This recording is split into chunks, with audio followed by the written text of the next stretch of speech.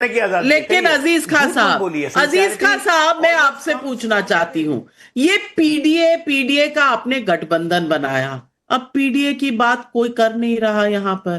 कोई नौकरियों की बात कर रहा है, कोई हाइड्रोजन बॉम्ब की बात कर रहा है। हाइड्रोजन बॉम्ब तो आजकल गायब है नहीं देश में। वोट चोरी की जो आग लगाई थी, वो वोट चोरी की आग सुप्रीम कोर्ट में रोज उसका पर्दाफाश हो जाता है। इलेक्शन कमीशन ने बताया आज तक एक कंप्लेंट नहीं आई। और मायावती जी ने जो कहा, उसके बारे में आप क्या कहेंगे अजीज खान साहब? वही वादे, वादे और वादे।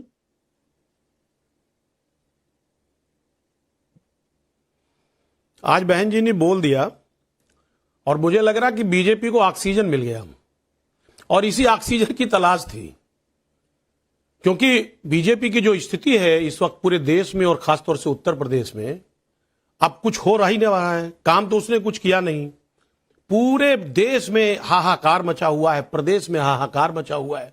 अब बहन जी ने ऑक्सीजन दे दिया और मीडिया उसको दिन भर चला रही है।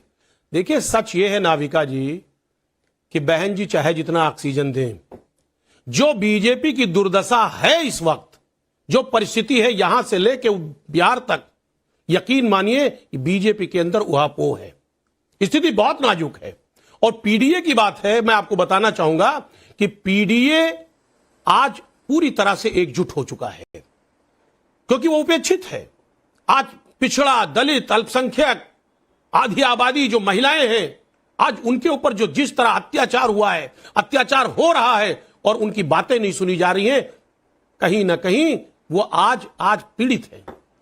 अब बहन जी की क्या बात है भाई? बहन जी कैसे बोल रही हैं, क्यों बोल रही हैं? मैं तो बहन जी के सिर्फ इतना कहना चाहूंगा कि इतने चेहरे ना बदल थोड़ी सी शोहरत के लिए, कहीं पहचान ना खो जाए रफ्ता रफ्ता। बहन जी, मुझे ऐसा लग रहा है कि जो बहन जी स्टेटमेंट दे रही हैं, आज दलित समाज भी समझ गया बहन जी को। आज उनके पूरे स्पीच को मैंने भी सुना है और ऐसा लग रहा था कि स्क्रिप्टेड था, बीजेपी ने लिख करके दिया था, और जो लिख करके दिया था वो बहन जी उसे बोल रही थी, वो नरेट कर रही थी। लेकिन एक बात आपको बता दें कि चाहे उत्तर प्रदेश हो या देश हो, बीजेपी की स्थिति बहुत खराब है। अभी बिहार की बात चल रही थी कि साहब एसआईआर में क्या हुआ, किसी ने कंप्लेन नहीं किया। एक बात आपको बता दें, वो कितना भी जोर लगा दें, वोट चोरी करने का कितना भी प्रयास कर लें, बिहार में पूरी तरह से सुपड़ा साफ होने जा रहा है। जिस तरह महागठबंधन पूरी तरह से हावी है, महागठबंधन की लड़ाई एक तरफा है, हावी तो है, लेकिन कांग्रेस तेजस्वी पे हावी है या तेजस्वी जी कांग्रेस पे हावी है, ये तो बता दीजिए। क्यों मुख्यमंत्री का चेहरा उसको सपोर्ट नहीं कर रहे, बता तो दीजिए। नाविका जी, कोई किसी पर हावी नहीं है, मैं वही बता रहा हूं, कोई किसी पर हावी नहीं है। ये लोकतांत्रिक व्यवस्था है, यहां पे तानाशाही नहीं है। हमारे महागठबंधन में हर शख्स अपनी बात को रख सकता है और यही खूबसूरती है लोकतंत्र की। उस खूबसूरती को बरकरार किया गया है।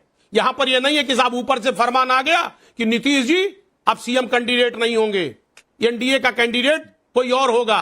यहां बड़ी अच्छी बात कही, बड़ी अच्छी बात कही आपने अजीज खान साहब। तो फिर तेजस्वी जी खुद क्यों कह रहे हैं कि मैं मुख्यमंत्री हूं? उनको सिखाए नहीं क्या कि यहां पर डिक्टेटरशिप नहीं है, रुक जाओ, अभी मत बोलो? उन्होंने तो कह दिया मैं सीएम बनूंगा और बिहार की जनता चेंज मेकर सीएम बनेगी। क्यों अजय आलोक जी ये बात तेजस्वी को बताना भूल गए क्या? देखिए, ऐसा है कि तेजस्वी को रियलाइज हो चुका कि कांग्रेस की स्टेपनी बन के जब घूम रहे थे 15 दिन राहुल गांधी के साथ और वोट चोरी उनको समझ में आ गया कि मुझसे बहुत गलती हो गई, इसलिए वो अपनी यात्रा लेके निकल गए। यहाँ पे तो सर फुटा हुआ मार चालू है। दादा, मुझे अजीज खान साहब ये बताएं, इन्होंने कहा कि बहन जी की बात सुन के बीजेपी को ऑक्सीजन मिल गई होगी। अरे बीजेपी को काहे के लिए ऑक्सीजन मिलेगी बहुजन समाज पार्टी से, जिसके 2 एमएलए हैं और एक भी एमपी नहीं है? लेकिन हाँ, गोरामीन जरूर मिल गया कल अखिलेश यादव को, जब आजम खान से मिलने गया वो मिलने के लिए तैयार हो गए। अब बाकी किसी को मिलने भी नहीं दिया, आजम खान से मिलकर शांति मिली ना। अपनी देखिए काम, और समाजवादी पार्टी और आरजेडी, आप लोगों को काम से कभी कोई मतलब रहा है? अब महिलाओं पे जुल्म, अयोध्या भूल गए वो दलित बच्ची। अपने कार्यकर्ताओं के द्वारा मल्टीपल रेप केस में जो फंसे थे उसका भूल गए, उसको अभी तक पार्टी से नहीं निकाला क्योंकि उसके नाम के आगे मोहम्मद जुड़ा हुआ नंबर 1 है।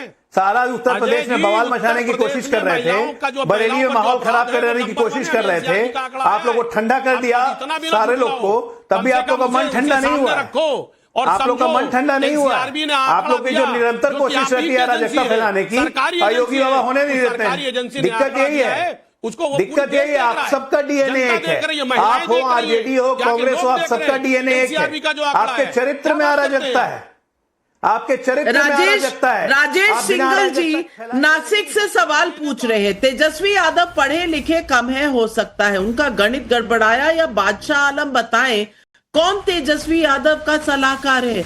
बादशाह आलम जी सुनिए सवाल आपके लिए। राजीव सक्सेना का बाराबंकी यूपी से सवाल है, मायावती ने अखिलेश यादव के पीडीए को धोखा बता दिया, क्या 2027 में अखिलेश के लिए मुसीबत बढ़ने वाली है। सुधीर का दिल्ली से सवाल, तेजस्वी यादव स्वास्थ्य मंत्री थे, स्वास्थ्य विभाग में कितनी नौकरी दी उन्होंने।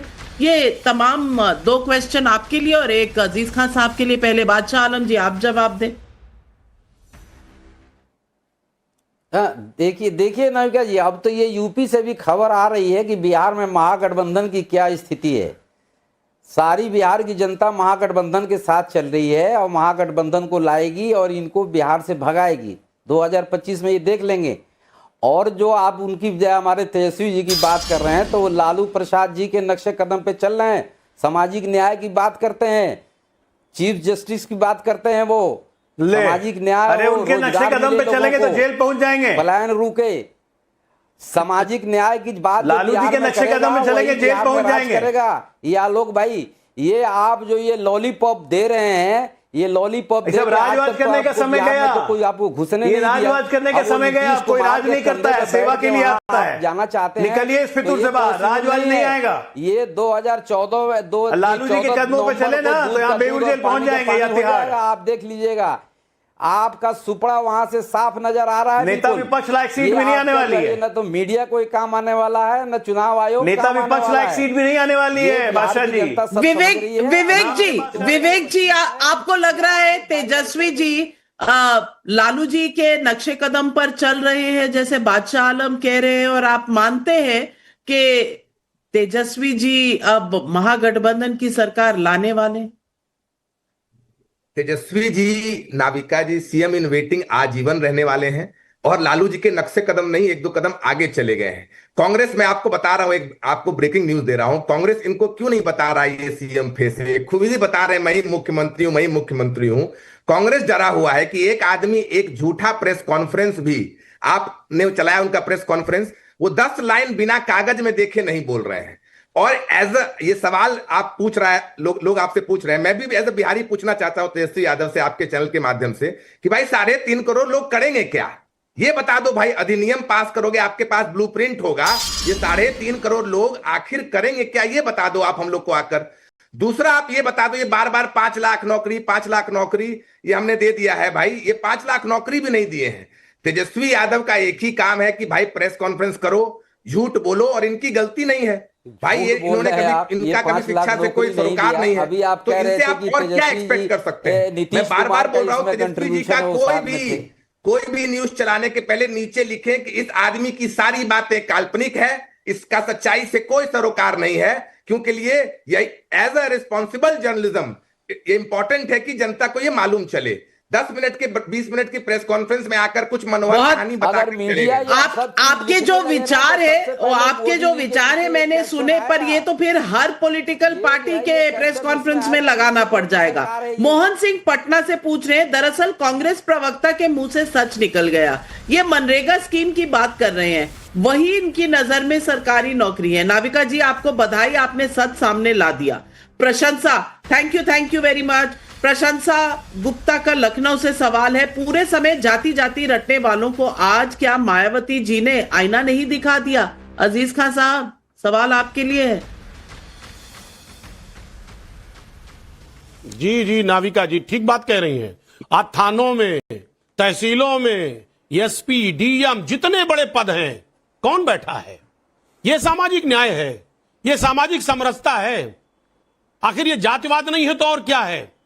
ये योगी जी को बताना होगा, अजय आलोक जी को बताना होगा कि थानों में कौन है, एसपीडीएम कौन है। आज पूरे प्रदेश में किस तरह जातिवाद का जहर पूरी तरह से एक सिंगल जात जिसका वर्चस्व मेंटेन है, ये क्या पीडीए नहीं देख रहा है? क्या दलित समाज इस चीज को नहीं समझ रहा है? क्या पिछड़ा समाज नहीं समझ पा रहा है? सबको पता और है कि क्या हो आपके रहा है। समय में क्या होता था याद है ना अजीज खान साहब? इस तरीके के पद हैं। आपके राज में क्या होता था वो भी याद है जनता को। मुकेश शर्मा फरीदाबाद से पूछ रहे हैं, पहले तेजस्वी कह रहे थे कि हर युवा को सरकारी नौकरी देंगे, अब कह रहे हैं हर परिवार में एक सरकारी नौकरी देंगे। अपनी ही बात से क्यों पलट रहे हैं?